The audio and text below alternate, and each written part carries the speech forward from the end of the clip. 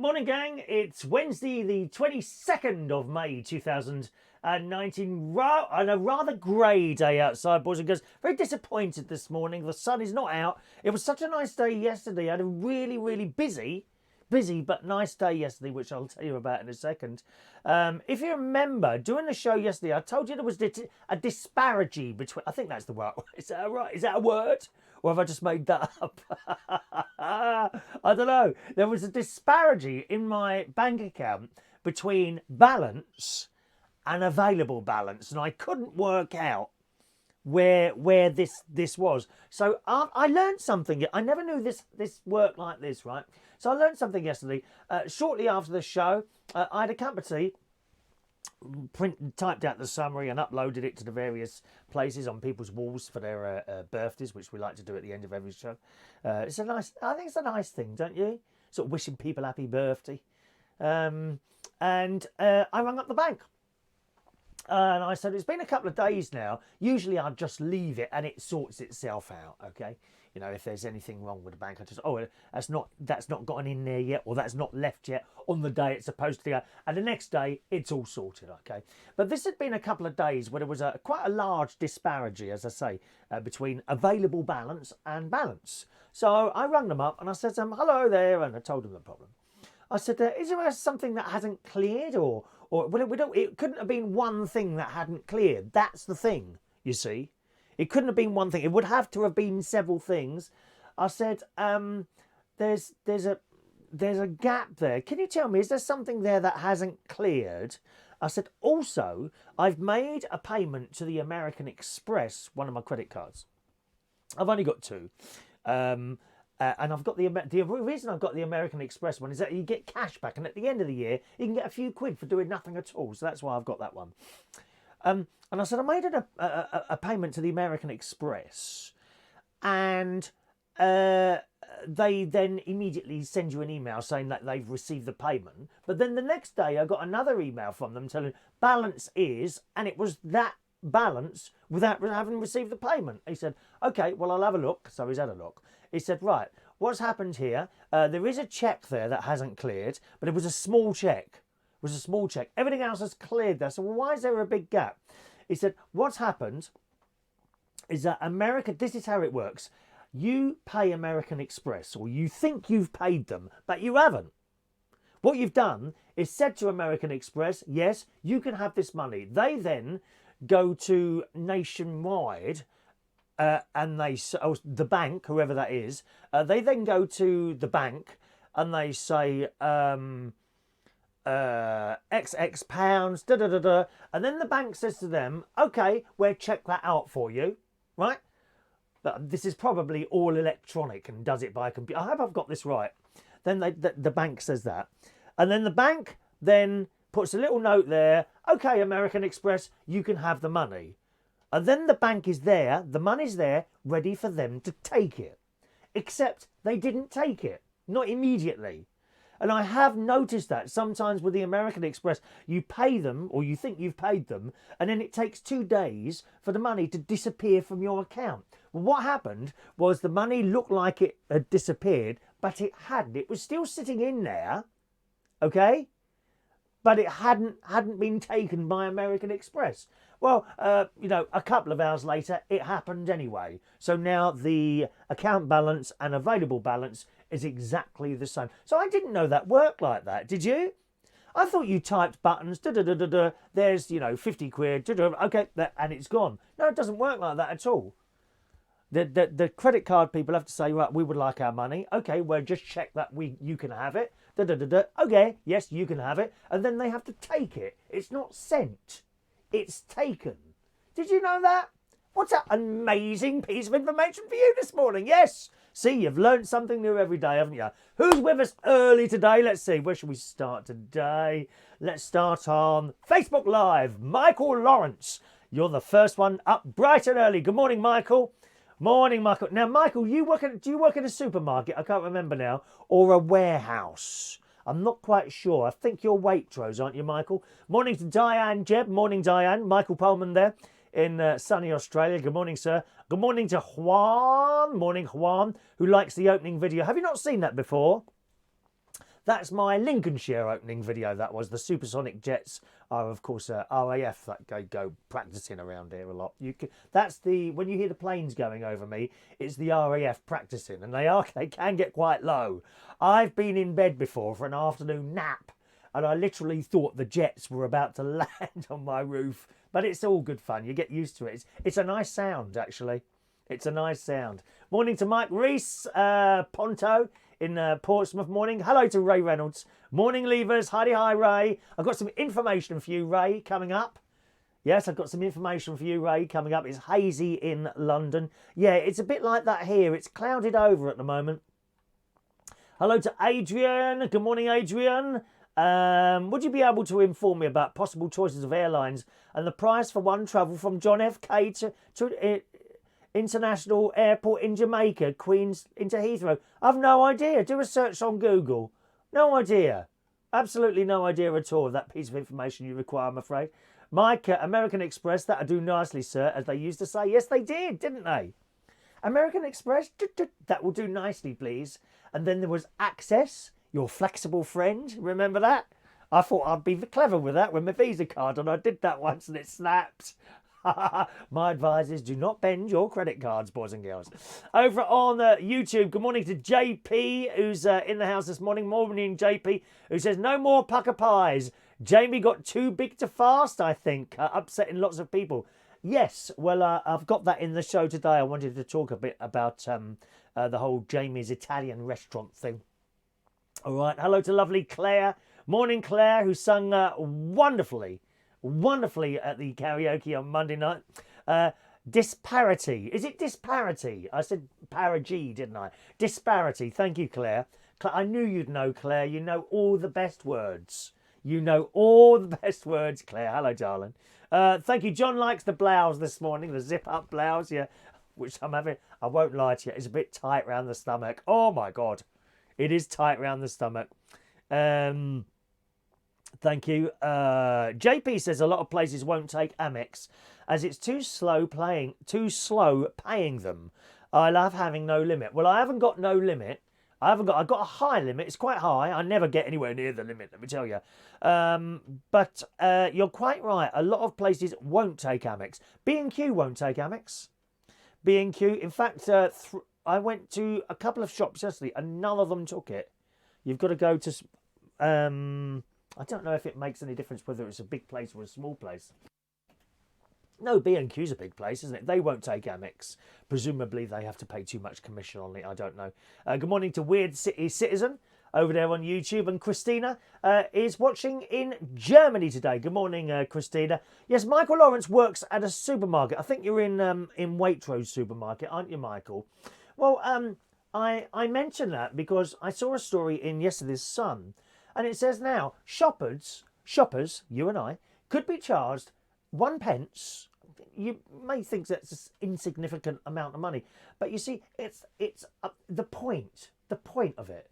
You know, that why should I have to pay 1p or anything at all by using one of those self-service checkouts, which has done several people out of a job anyway? They're already saving money there. I mean, how much more money do the bloody supermarkets want?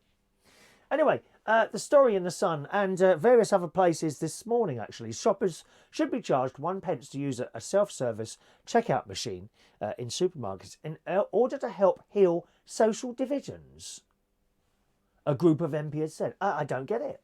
The proposal was made by the parliamentary panel. Oh, Christ, here we go. One of those long names on social integration, which is chaired by Chaka Umuna. In a what a name. I wonder why it was called as well. Chaka. I love it. Lovely name. Chaka Umuna in a report titled Healing the Generational Divide.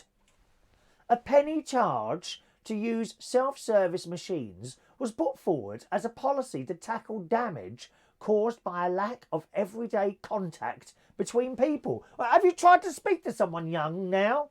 Practically impossible. Oh, are you interrupting me on my phone? Tap, tap, tap, tap. Oh, I was out yesterday watching people just staring into their phones all the time. That's all they do. The panel hopes the charge could raise £30 million to be spent on projects that promote social inclusion. But experts fear the policy could harm shoppers who are looking for good value. Well, let me tell you, if I was charged anything at all, half a p, 1p, quarter of a p, to use the self-service checkout, I'd just go and queue at the bloke or lady who's on the till in future. Why should I pay a penny to use a machine? It's outrageous. Tom Ironside of the British Retail Consortium. I bet he thinks he's important, don't you? He just walks around with one of those clipboards, doesn't he? The trade body for supermarkets said a new tax, particularly one that penalises modern shopping behaviour, will harm both consumers and retailers at a time when retailers are rightly focused on delivering the best value for shoppers. Chuka Umunna, MP, who quit Labour to found the party Change UK. How's that going for you, mate? All right? Aren't they at the bottom of all these polls? Change UK. Well, it weren't a good move, was it, sunshine, eh? Anyway, you found the party Change UK earlier this year, heads up the group that made the proposal. He said, we all know that Brexit have... He surely he's not blaming this on Brexit. Has this idea come about because of Brexit? He said, we all know that Brexit has been incredibly divisive. Yes, it has. But what we have seen over the course of this inquiry suggests that generational division extends far beyond the realm of politics into our daily lives. They don't want to talk to us, dear. You speak to any young person out in the street and they look at you like you're dirt. And do you know why that is? Because we've got all the houses. That's why. We've got that. Next time some youngster comes up and says, oh, you look really old. Yeah, but I've got a house. Get them back. Get them back, dear. It says, the report sets out the beginnings of a framework where local, regional and national government can work together to foster stronger connections between generations. What a load of crap. What a load of crap. So that's what they're considering now, charging 1p every time you use one of those self-service checkout things to help the generational divide. I've never heard so much crap in all my life. I mean, maybe he's just looking for something to do. Maybe his new little political party, Change UK, maybe it's going so badly he's got nothing to do. So he comes out with crap like that. Ridiculous. And you know what people are like. Is that 1p going to bother them? Yes, it is. They won't even pay 5p for a carrier bag. You see these people struggling out to their cars. You know, they've just spent 70, 60, 70, 80 quid in the supermarket. Would you like a bag? Oh, no, thanks. And then they try and carry it all out to the car. People are so tight. What's wrong with them? Michael, so that's why I mentioned the supermarket. I've got other supermarket story in a moment, boys and girls, coming up on this packed show this morning. Packed. Hello to Adam the plumber, who's in Lanzarote this morning. Good morning, Adam. He's on a little birthday treat with Royston, isn't he? Good morning to you. Hello to Mark Kempner. Morning, Mark. All right, sunshine. Nice to see you the other week there. Christopher Ireland is in there. Morning, they will charge you £1 for using a human at a till next. Yeah, that'll be coming as well, Chris. Adrian, you shouldn't use the self-service tills because the people who work on the tills would lose their jobs. It will happen. They'll all move over to self-service tills at some point.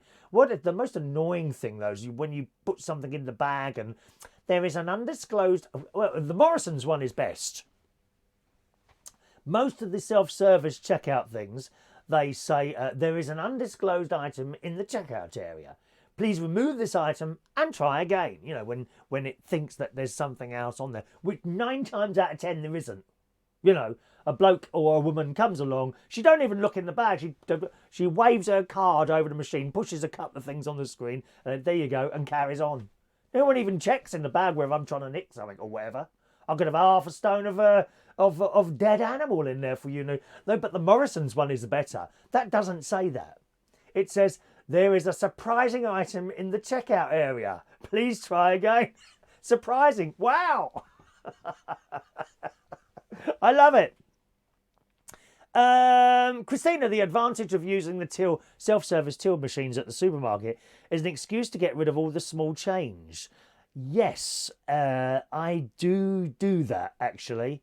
If I'm using the self-service checkout, which is not most of the time, to be honest now, they have got a lot better. Do you remember when they first came out? Oh, what a nightmare they were. But they've got a lot better now, and I do tend to stand there. And the thing is, with the self-service checkout tills, you'll have 6 or 8 of them, won't you?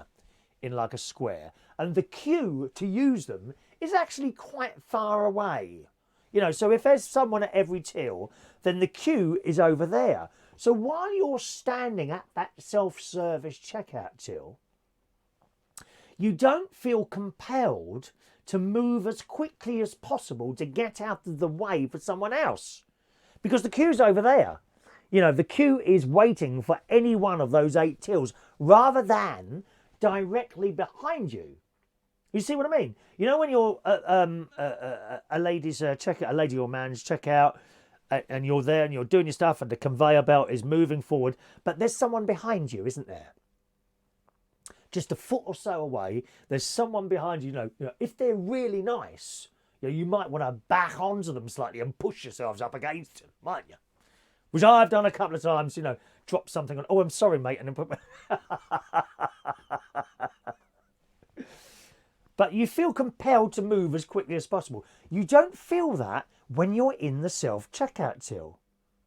And similar to what you're saying there, Christina, you don't feel the necessary to perhaps sort your change. Oh, I don't know, just give them a £5 so I can get out of the way quickly. Not the self-checkout till. You've got your wallet or purse open and you're looking for those coins. Just take your time. Dun, dun, dun, dun, dun. And then the little leaflets come out, the little vouchers come out at the top of the machine, don't they, to save you 1 pence off £200 worth of fuel or something like that, don't you? So, yes. They say, buy your groceries and not have to pay a fee to get rid of your coins. I do it in Portsmouth and here in Germany. What do you mean you pay a fee to get rid of your coins? Oh, you use one of those, what are they called?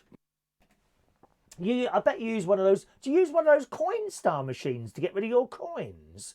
Oh no, dear. I never save coins. I rarely actually build up coins. Wherever I am buying stuff, I will look for the change. I can't bear. I mean, I get ever and ever. The other day, I think I paid something with a £20 note, and it was like £1 something. She didn't have any notes.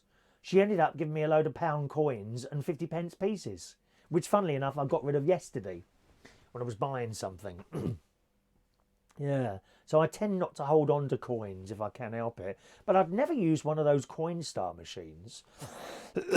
You know, you put, I don't know, 50 quid's worth of coins in and they want 10% of it or something like that. Do you actually mind? I would object to paying a fee to get rid of coins. No, I'm not having any of that. Michael, I think it's pointless charging people to use the self-service checkout machines. Absolutely. Weird City, there's a funny little Britain sketch about a man that won't pay 5p for a carrier bag and carries it all out in various places. Yeah, well, I've seen it happening. I've seen it happening, my friend.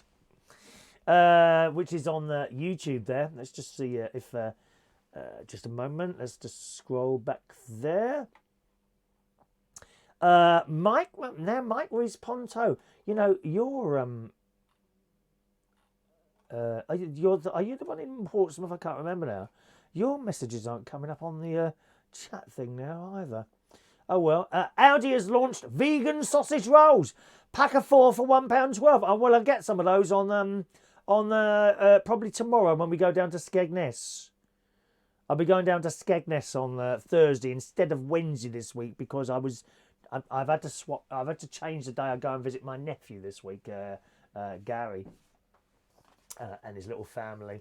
Well, after the show yesterday, as I say, I rang the bank and then my sister and her husband Martin came around. What I was going to do yesterday was insulate the pipes underneath my caravan because when the water's really cold, the water coming out the tap, the hot tap, is much cooler than it is than when it's hot. So I'm thinking it just needs insulating the pipes underneath. But my brother-in-law says he thinks I'll be wasting time doing that. It must be something else because the pipe run between the water, the water heater, like a geyser it is, and the tap is actually quite short. He doesn't think I'm losing much heat in that run. So I didn't do it then in the end. What is suggested is when it's cold again, to turn the hot tap on, hold the pipe that's coming out of the boiler, not the boiler, the water heater, that making sure that's hot there, and then hold the pipe directly underneath the tap in the bathroom, and see how hot that is. If there is then a difference, then it's definitely insulation you need doing. But he doesn't think it's that. He thinks the pipe run is too short for it to lose the amount of heat. So I've got to now wait until it's cold, unfortunately, and see how that goes. Probably won't be able to do that now till winter now, I suppose. Christina would never use a Coinstar, just go to the bank. Ah, yeah, but German banks charge a fee if you bring a bag of coins in. Do they really? Gosh. See, I don't save coins. I mean, I know some people, they got the big jars and that, and they're chucking these little coins in all the time, aren't they? I don't do that. I get the coins in my change, and I try and spend them as quickly as possible. Adam won't use a Coinstar bank. I bank with Barclays and NatWest, and they have free coin counters. Oh, right, okay. Oh, I didn't know that. Free coin counters. Interesting. Well, you used to put them in little plastic bags, but I never build up a load of coins like that. Anyway, so my sister and her husband come around. As you know, it was a beautiful day yesterday, and they sat out front of the caravan until it was ready. And then we went to the garden centre. On the way to the garden centre, my sister knows of a few houses that sell tomato and various vegetable plants.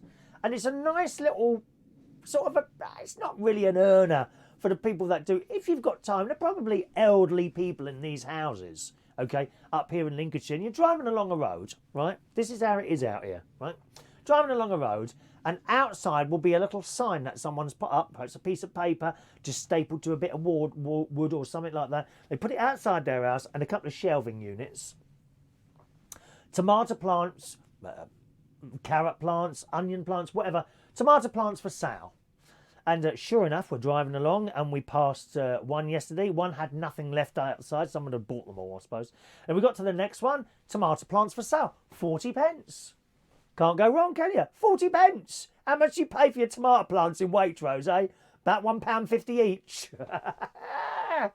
And what's happening is, of course, whoever's living in that house has taken the time and the trouble to buy a little packet of tomato seeds.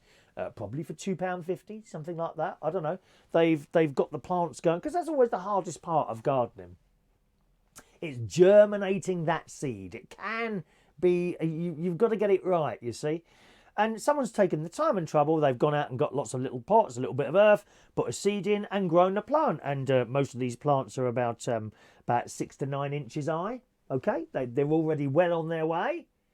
And they get all these plants together. They put them outside their front door with a little jar, and they put a little sign, as it was yesterday. That was he had cucumber plants as well. Tomato and cucumber plants, 40p each. And I bought 8 tomato plants, as I say, so high, and 2 cucumber plants. I thought I'd do cucumbers. Years and years and years ago, I did cucumber plants. I did. I was 15, 16 years old, and I grew cucumbers from a pot along my mum and dad's balcony in Roehampton, where we had a balcony. We lived upstairs. It was a long, I say not that long, but long balcony. And I was very much into gardening at a young age. And I used to grow all tomato plants along it. And then one year I thought I'll give cucumbers a go. And it worked. And these cucumbers, they go kind of along. Right, they don't go up, they kind of go along like that, and they just hang down from there, and they're quite happy. Put something soft underneath them so that they don't bruise. Ever so easy once you've got them going. In those days, I used to grow all the stuff from seeds. I literally used to buy a packet of seeds. Nowadays, a bit more lazy, I go and buy the plants already. But you go down a garden centre or something like that, you can often get like a 6-pack of tomato plants for, I don't know, a couple of quid like that. But outside people's houses, you see, someone's taken the time and trouble, they put them out the front, made them a little, not much money. I haven't made much money. I bought, as I say, 8 tomato plants, 40p each. What's that? £3.60 or something like that, I think. Sorry, I've got a really itchy nose at the moment. Can I just blow it? Maybe that'll help. Oh, no tissue. Oh, yes, I've got one left. One tissue left, look. And it's a new one. Look, not crusty at all, this one. Excuse me. So that's it. So we bought those, put them in the car, put the money in a little jar outside. No one nicks anything. No one nicks it. It's not like in London. Oh, my God. You drop a lemon sherbet sweet on the floor and someone's got it before you've walked another metre down the road, isn't they? Oh, no one nicks it. Little tomato plants all outside. I think we bought almost all of them. Put £3.20 or £3.40. I can't remember what it was. That was my change. You see, I had loads of 50 pences and pound coins in my purse. I think I put £3.50 and I can't remember now. I didn't have any change. And then you just drive off. You don't need to knock at the house or anything like that. I said to my sister, shall we knock and pay? She said, no. She said they don't like being disturbed. That's why they put the stuff out the front. And besides, you don't necessarily have the time to talk to anyone anyway. And it's all done like on a trust basis. How nice is that? Huh? Then we carried on driving and we ended up at the garden centre. I found that the garden centre well, at first I found it expensive. I mean, I didn't really know exactly what I wanted. I know I wanted some big pots. First of all, we went to this like a factory outlet type place. And I wanted some more big pots. And we found some that weren't quite as big as I wanted, but they were large ones. They were £4 each. And they were quite large. And I thought, oh, that's not bad. And not quite as big. So I said to my sister, well, can we go to the garden centres? Let's see how much the bigger ones are there. And we might, because we've got to come back that way anyway. So that was fine. So Martin drove the car, my sister's husband. Got to the garden centre and we're having a look in there. So, look at that lovely rhododendron. So I went over there. 25 quid. No, not for one plant, mate. That's too much. I'm not paying 25 quid for a plant unless it's something really, really special. A rhododendron, very pretty, but not exactly special. Where my house is in Bracknell, we are surrounded by rhododendrons. They are everywhere. The pinky, no, not quite pink, sort of purpley pinky colour ones we've got there. They are everywhere. And actually, you can take a lot of cuttings of plants like that. Literally, when I'm at my house, sometimes I'm walking along, someone outside in the garden, got beautiful bushes, and can I let you into this secret? Let me let you into this secret. I have before taken small cuttings from people's bushes outside their houses. You wouldn't even know. And the next day, they're not going to come out the house and half the bush is gone, like just a little bit like that. And I've put those in earth and they've all grown. I've got several plants in my garden where it's done from a cutting. Fantastic. And you haven't got to pay anything. At the moment, I'm trying a couple of rhododendrons up at the sports centre that I use. They got a beautiful white and pinky rhododendron. It's like a white with like a little bit sort of... So if that's the leaf or the flower, that's white, and there's a bit there that's pink. Ever so pretty. So pretty. I've got a couple of cuttings I did at the weekend, which I've put in a couple of pots of earth to see if they grow. But I was in that garden centre yesterday, and this rhododendron, 25 quid for one plant. Oh, no, it's too much. Anyway, I said, I'm not paying that. Martin agreed. So we walked around, and then my sister found a smaller one, £7. Yeah, okay. £7 is all right. You see, the thing is, a lot of people, they want an instant garden, and I do get that. They do instant gardening where they want to go to a garden centre, buy all this stuff, put it in, done. It's done. They're not willing to spend the time nurturing that plant. I'm happy to spend a bit of time. You see, that £7 plant that I bought yesterday will be the same size as the £25 plant next year. So as long as you're happy to wait a little bit of time, then that's fine. So I bought that and a few other little bits and pieces. Then we went over to the pots and I did find a larger pot there. 50 quid. Plastic? 50 quid for a plastic pot. Do me a favour. My sister says it's because they all got names on them. I don't know what it said on there. Stephen or something like that. I said, well, I'm not buying those. So I spent about 50 quid in there eventually. geraniums, little geraniums, little packet of 6 geraniums, which I think were £3. I bought 2 of those. The rhododendron for £7. I bought a rose bush. Down at the house, I'm very, very unsuccessful at growing roses, and the reason is I don't get the sun there all day. Here, at our Lincolnshire television studio complex, it faces the sun. So I'm thinking I might be more successful with roses here. So I bought a lovely rose bush, which was about £12. That was the most expensive thing I bought. Not very high. Was that all? I think there was another couple of little, like daisy, like very large daisy type things. They were quite cheap as well. I think they were £6, like for a little punnet of, what are they called? Little holding thing of 6 in there or something like that. I can't remember now. No, they weren't. They were like one pot, but there was a lot in there, and that was £6. I thought, yeah, that's value for money. But I tend to buy, apart from the geraniums, I tend to buy shrubs that come back year in, year out. I'm not one to buy summer bedding that for a few months it looks wonderful, then it's dead. A little bit like myself, really. A little bit like myself. So I do tend to buy shrubs that come back year in, year out, and I think they're very good value for money once you bought them. So I got all that stuff. On the way back, unfortunately, we stopped at a bakery, and I was very naughty. I purchased a little bit of pizza, a cheese and onion pasty, and a small bag of crisps. Small, and a cup of tea. So we're having that, and then we went back to the DIY place, and I bought those pots in there for £4 each. I bought 5 of those in there. Carrying on back through, and I needed some little hooks. Now, here we go, Ray. The little hooks were to stick around the caravan because Ray Reynolds, months and months ago, before the winter set in last year, very, very kindly gave me some fairy lights. Some outdoor fairy lights, very long. I thought they looked fantastic going around the caravan. A lot of people here on this little caravan site have decorated their caravans. As I said so many times before to you, they've got some marvellous little gardens around here. Really, really nice gardens.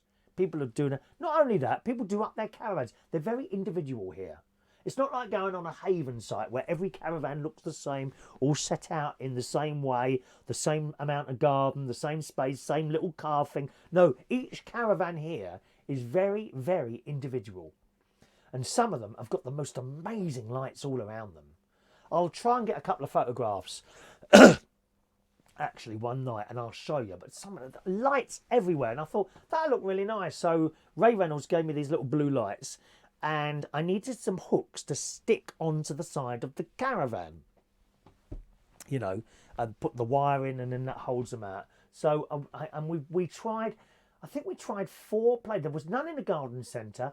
There was none in that DIY place. So the reason we stopped in Horncastle, where the bakers just happened to be as well, was because there's a hardware shop just over the road. So we went in there, explained to a lovely bloke, actually, really nice chap, young chap, what we wanted, and he takes you straight there. You know, that's what you want there. And I've got these little, I haven't got one here, little plastic hooks now, which I'll tell you about in a minute, okay? So bought those, put those in the car, had our pasties and things like that. And let me just refer to my notes over here. And we got back here. And oh, good morning to Maureen joining us there. Hello, Maureen. Just spotted your little message there. Good morning to you, lovely Maureen. And that's it. Didn't get back here till just before 5 o'clock, which is really late for me. I like to have a sleep around about 3 in the afternoon. So now I'm really tired.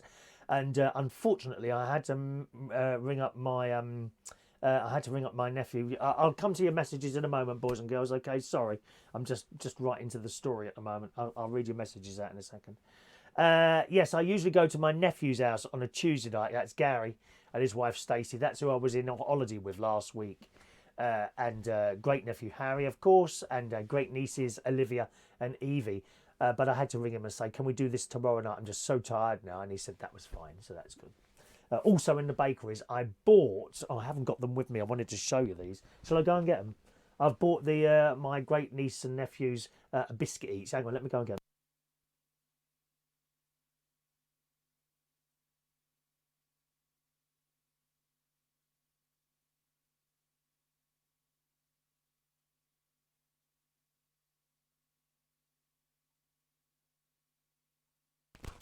Here we are.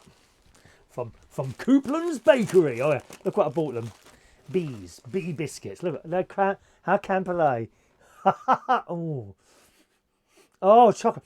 Oh, I smell delicious. They may not make that to my great niece and nephews. I've got two of them, one each. Not the little girl. Unfortunately, she can't eat solid food. She's fed by a tube all the time. But I bought that for the children yesterday, which may or may not make it to the children later on. Okay, let's just come to some of your messages before I carry on with the story. Good morning to Carl Gambrell. Good morning, Carl. Good morning to you.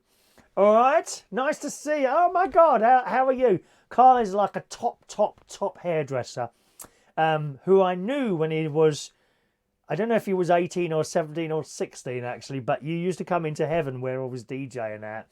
And we always had a laugh. Now I'm going to meet up with him soon, hopefully. Like 15 years, 10, 12, 13 years has passed since I last saw him. So good morning to you, Carl. Let me just scroll back a bit there so I don't miss anyone out. Where shall I go? Let me go to YouTube first. Claire, pilfering plants for the countryside or other people's gardens is theft. Oh, come on. I don't steal whole plants, Claire. I just cut a bit off the end. Go on, say it. How would you like it if someone cut one of your toes off and tried to grow that? Well, it wouldn't grow, would it? I've got a few bushes in my garden that I've grown from small little things like that. If you've got the patience, okay, gardening can be as expensive or as cheap as you want it.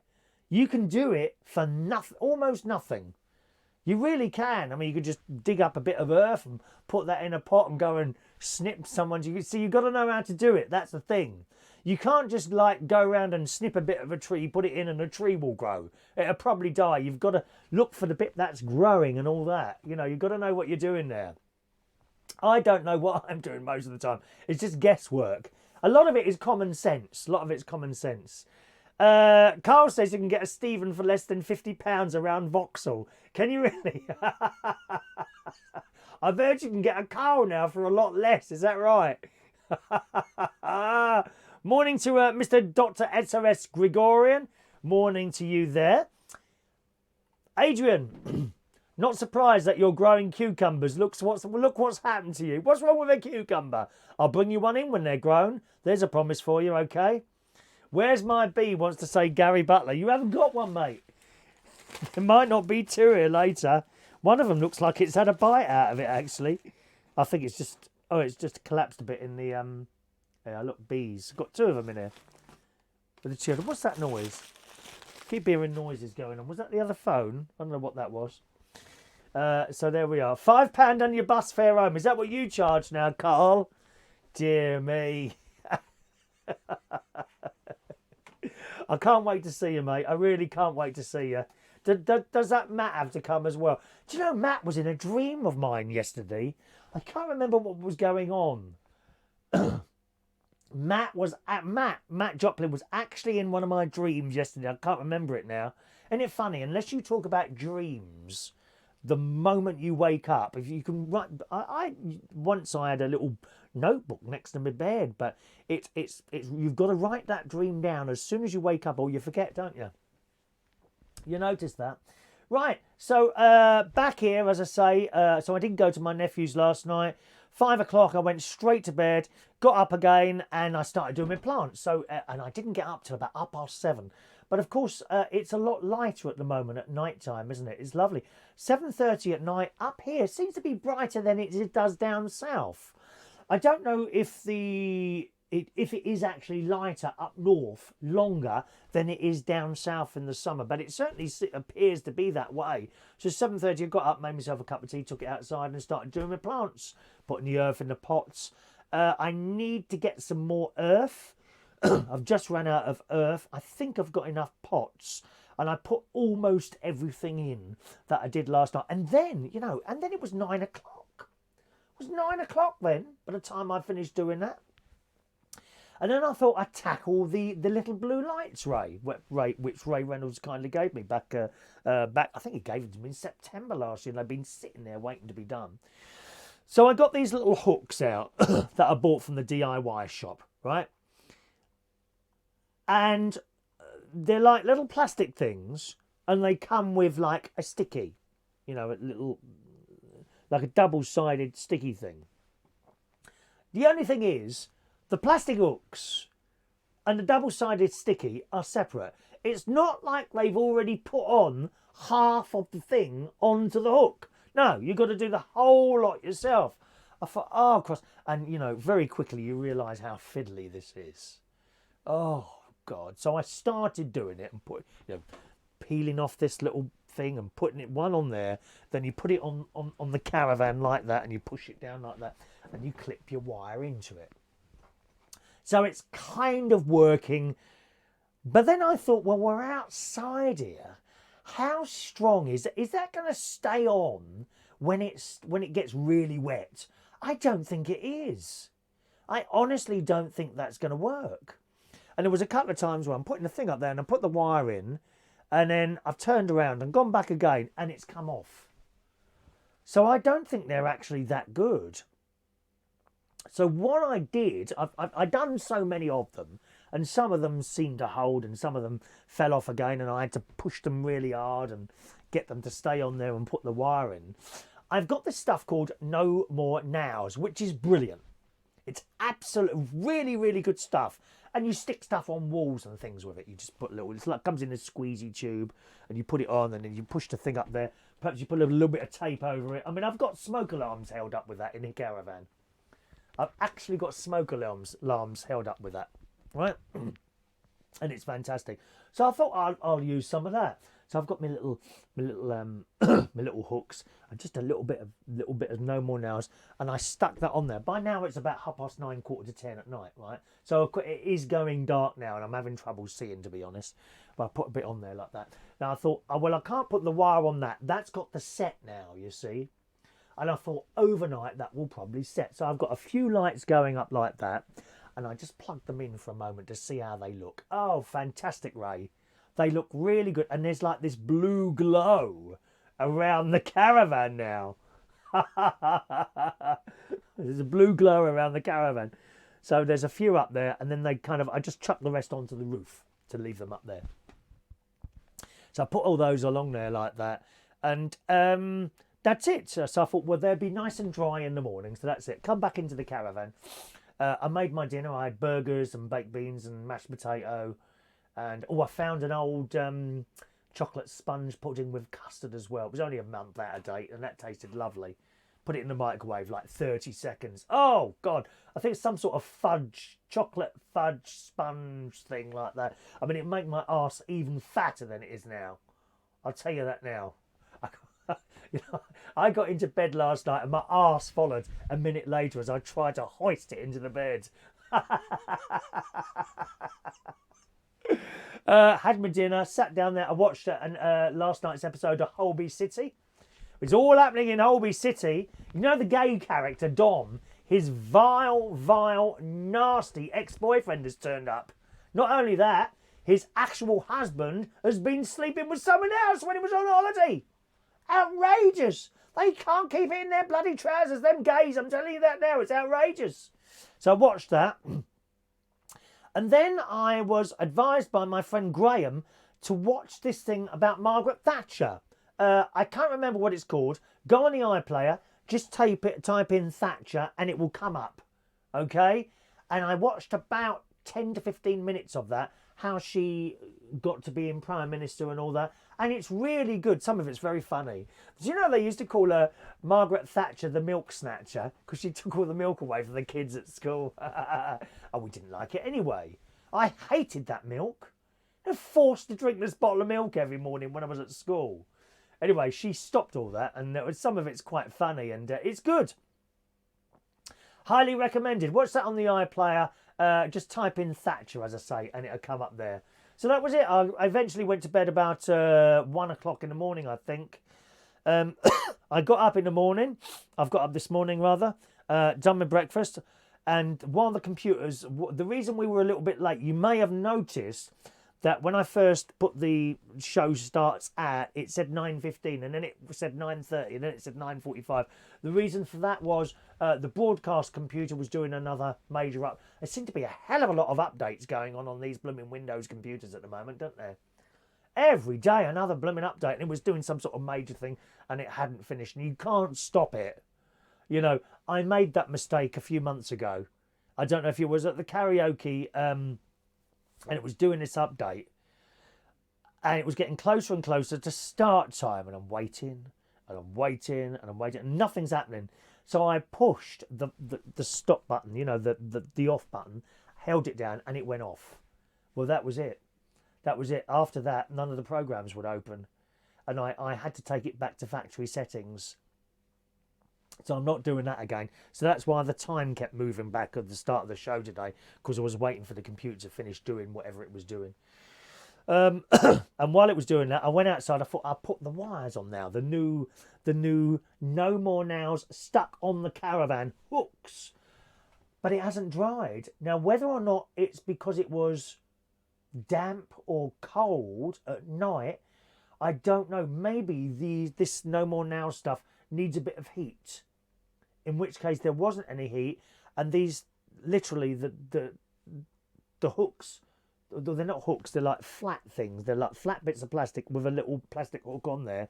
They were sliding, and I thought, well, that's not set yet, so I'll wait. Hopefully the sun. Is the sun out yet? It's still not out. It's very cloudy up there. Maybe a little bit later on today I'll try them again, but they certainly hadn't set, so I can't get the wires on there at the moment. But I'll get them on there somehow. I've got to go to... where am I going today? I was either going to go to Horncastle. I need my car washed. And there's a lovely little hand wash place. There's a couple of Romanian boys. Oh, they're gorgeous. They're about 25, 28 years old. And they climb all over the car while they're washing it. I like just pay them to watch them really doing it. You know, hoping that someone might say, "Are you single?" But it doesn't happen. I don't understand it.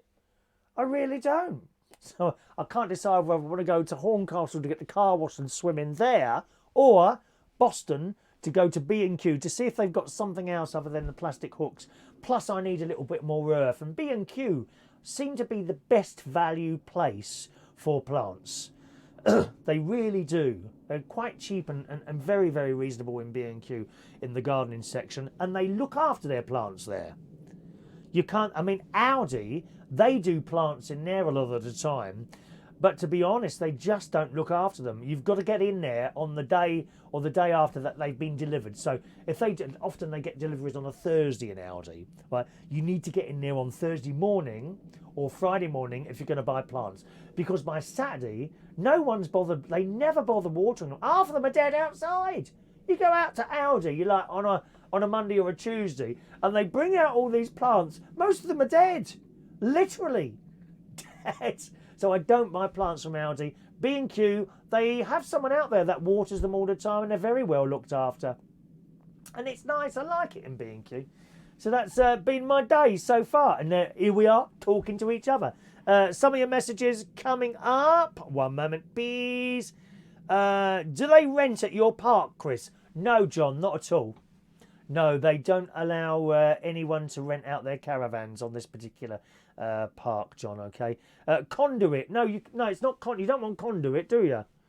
Because the lights have to be on the outside. Yeah? The lights, it's fairy lights I'm trying to put up.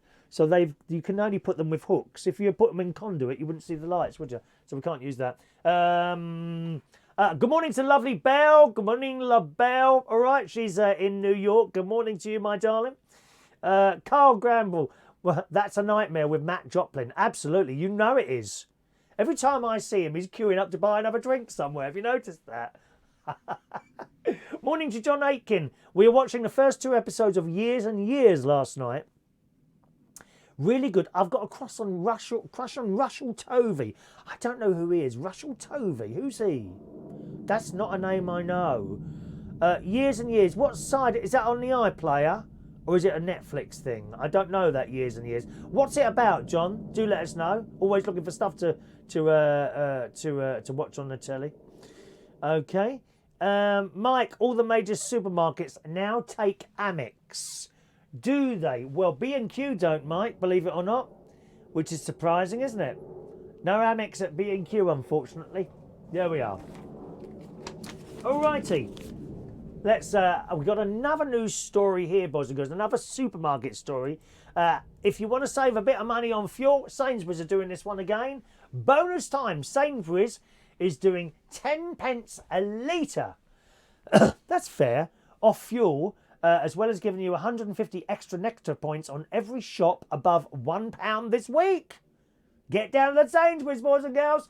The two sweet deals, which are to celebrate its 150th birthday, are perfect for motorists and Sainsbury's shoppers alike. Now, they talk about the 150th birthday there. I remember I would have been about 6 years old, 6, 7, 8 years old perhaps. I remember going in the Sainsbury's in Peckham. So this would have been 63, 4, 5, 6, 7, 8, 1968. Can you hear the planes? That's the RAF going over. 1968, 1967 maybe, somewhere around there. And going into a Sainsbury's in those days was very, very different than it was now. For a start, there was no self-service.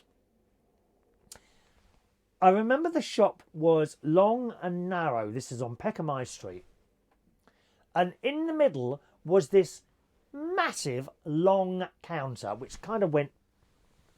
It's like in the centre of the shop. So if you've got the shop like that, right, if you've got the shop like that, the centre of the counter in the middle like that, and then another counter all the way around the side like that. And you would go in, go over that bit there. Or can I have 2 cans of baked beans, please? And a can of peas and potatoes there. So you would buy that there, right? Then you go over to the middle. I don't know, that might be the meat stuff. Or could I have half a pound of bacon, please? And a lady with a white hairnet on. I can see it all now. I can see it in my. Isn't that funny how you remember certain things? Eh? And the counter was marble. It was a big white marble counter that was in the middle there. And you go and order your stuff, and a lady would get the bacon big thing, and she'd be sawing it off from one of those highly dangerous. I always thought that was so dangerous, these things. It was like a blade that went round and round like that, and she'd be pushing this bit of dead animal on there and slicing off whether it's ham or bacon or things like that.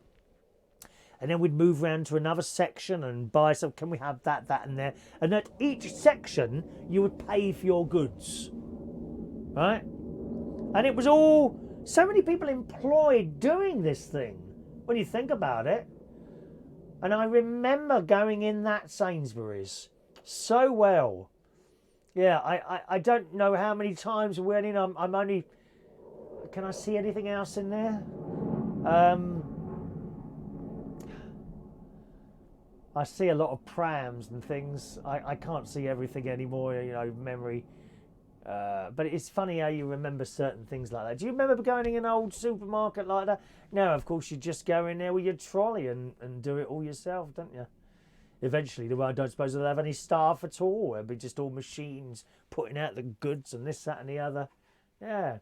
But if you want that 10p off a litre thing, afraid you're going to have to spend 60 quid in there. It says 10p off a litre of fuel when you spend at least £60, as well as giving you 150 Nectar points there, okay? And then this is in the Sun this morning. And then it's doing that thing again where it says how to keep down your fuel costs and how to drive more efficiently. I mean, how many times do we want to see that, for God's sake, blimey?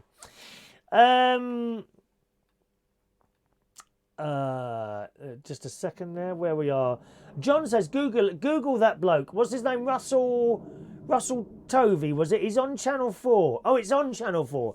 Very interesting and a great cast. Well, what is it? A drama? Is it a drama or a documentary? I don't know what it is, John. Ray Reynolds, Russell Tovey, a very good-looking actor with sticky-out ears, who you used to see around the West End. What, like that? Do you remember the kids in the school? They had sticking out ears, and then one day they'd come in with this bandage on their head while they've had their ears put back. I was the one with the buck teeth at school. They used to call me Bucktooth. That's what the other kids called me at school. No, you couldn't do that now, could you? Oh, it's really offensive. Oh, I have to have counselling. Load of old crap. Get on with your lives, for Christ's sake, and stop moaning. It's on the BBC, is it? Thank you, John.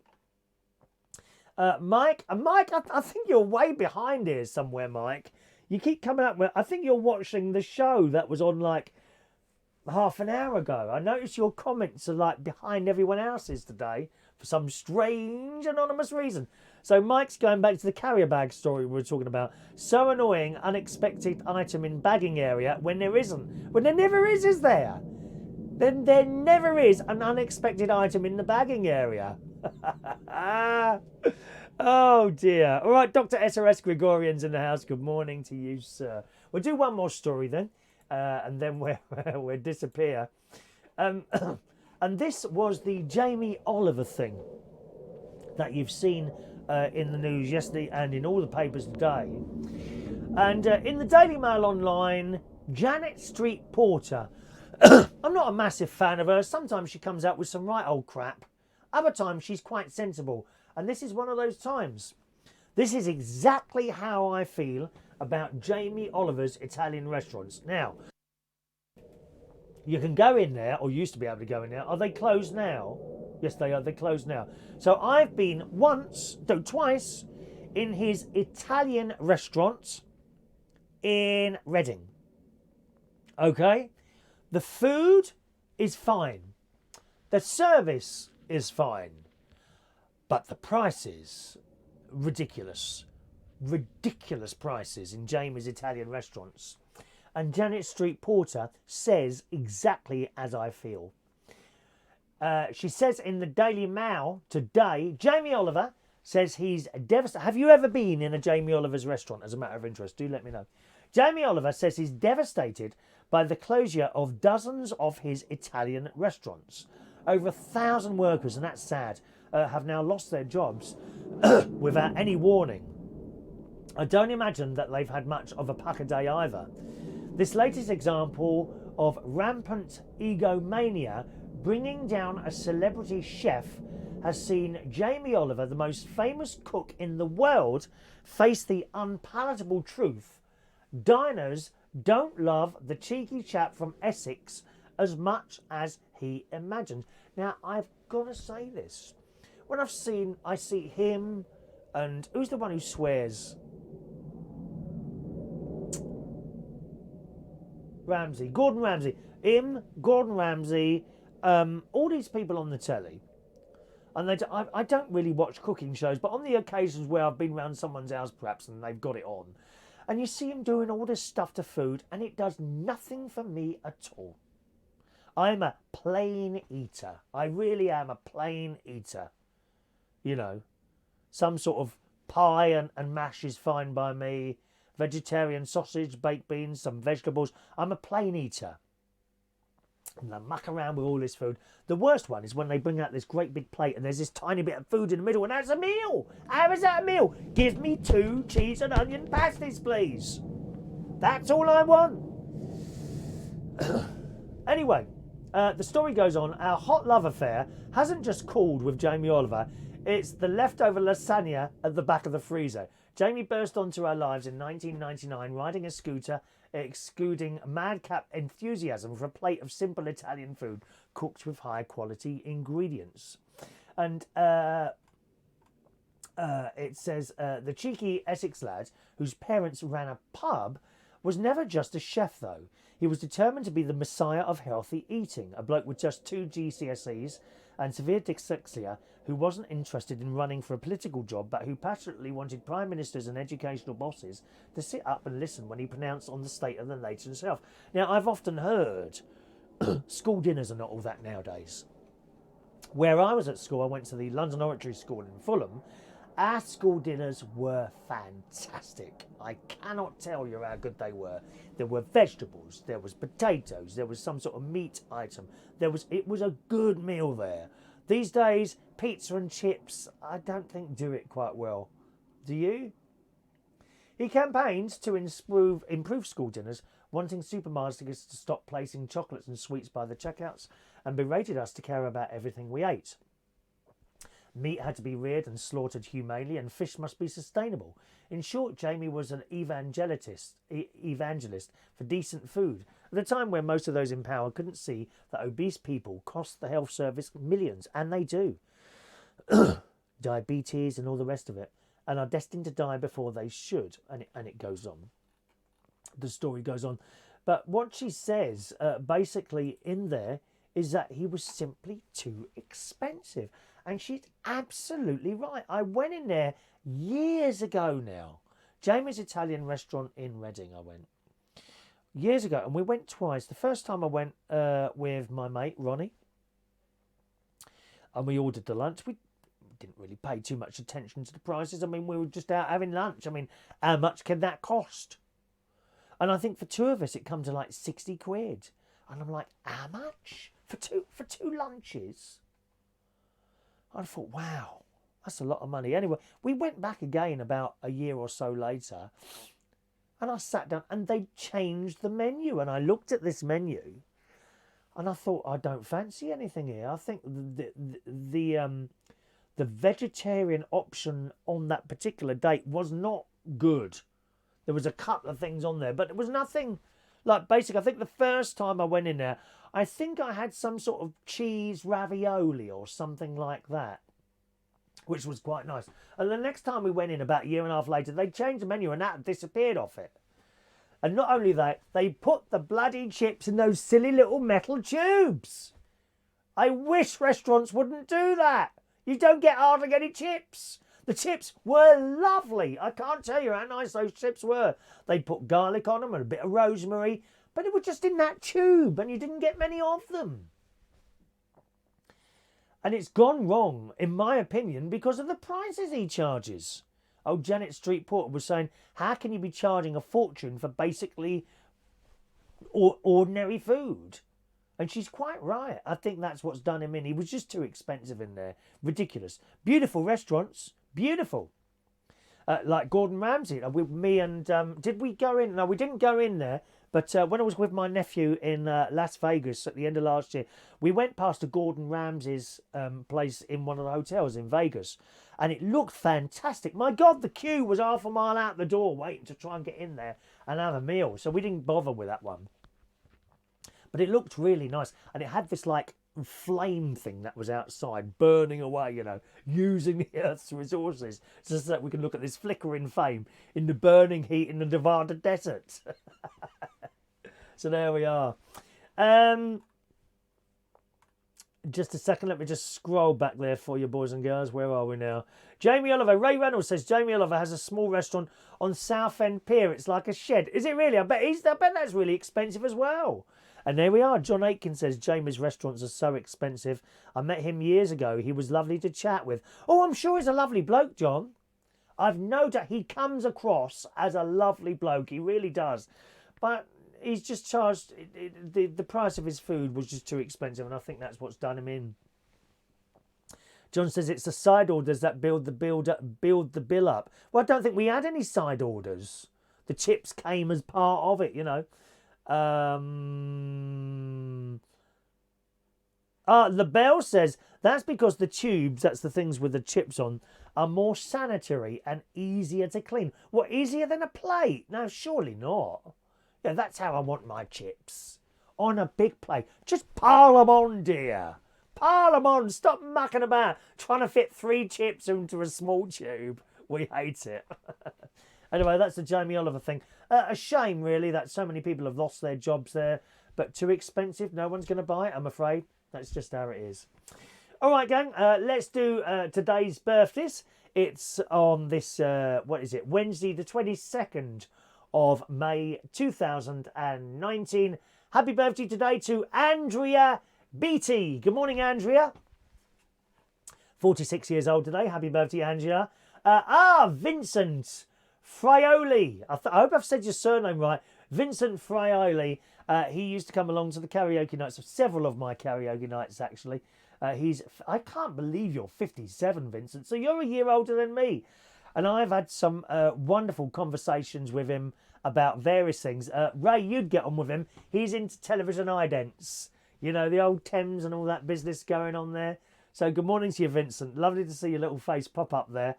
He went to Florida a few years. He likes to travel a lot now, I think, Vincent. Last time I saw him, he just got back from Florida and had a fantastic time there, didn't you? Happy birthday, sir. Happy birthday today to Nathan Matthews. Good morning, Nathan. Happy birthday to you. James Keogh. Hello, James. 41 today. Alan Jackson today is 61 years old. Michy Moo. Hello, darling. Michy Moo. I still remember those bagels you kept offering me when I gave you a lift home a couple of times. My God, that's going back 25 years, isn't it? Do you want a bagel, Chris? No, I'm all right. I used to give her a lift home from Camden Town to Shepherd's Bush, didn't I, eh? After I've been DJing at the Black Cat. Such a warm person. Happy birthday to you, Michy Moo. Dieter Stemmer. Good morning, Dieter Stemmer. Happy birthday. Stuart Tyler. Wow, has a year gone past, Stuart, since I last wished you happy birthday? Sometimes I read these names out. And I think, I'm sure it was only his birthday a couple of weeks ago. No, a year has passed. And then I tell you, I always say probably the same thing because I know most of these people on here. And it drops into your head how you know them. And I like to tell you that story because we've got different people, new people joining us and leaving the show all the time. That's just how it is, you know. Stuart, 38 years old today. Happy birthday, Stuart. Worked with him at the Golden Lion, which was in King's Cross. Right on the corner. It's gone now, unfortunately. Andrew Armstrong, 39 years old today. Good morning, Andrew. Worked with him at the Long Island iced tea shop. He used to sit next to me. Things we used to get up to there, Andrew. Happy birthday, 39 today to Andrew Armstrong. And Mr. J.R. Bennett, you would have seen him on the telly. 44, J.R. Gosh. Julian, all right, darling. How's that dog of yours? Is that still around? Happy birthday to you all. Happy birthday to you. Happy birthday to you. Happy birthday. Happy birthday. Happy birthday to you. All right. John, stop talking about chips. You want a portion now, don't you, John? LaBelle, our planet has so much garbage. Those plates and paper build up. Oh, not paper plates, LaBelle. No, China plates. China. That's how I want my chips, on a China plate, you know, and then washed up and all that. Not in a like metal tube thing. Michael Lawrence has been to one of Gordon Ramsay restaurant in London, but very expensive, but worth the experience. So he's been there. I've not been to a Gordon Ramsay restaurant, to be honest. No, not been to one of those at all. Alrighty, that's it for the show today. Thanks ever so much for joining us. Thank you to those of you that share the show to your personal Facebook walls, whether live or as a recording. That's always appreciated as well. I never really mention that, I know, but thank you very much, those of you that do that. Alrighty, thanks very much, gang. Have a lovely time on this Wednesday. Hopefully the sun will come up later and dry my little plastic hooks onto the caravan. Otherwise, the wire's going to come down again. Hopefully see you tomorrow. Bye-bye now.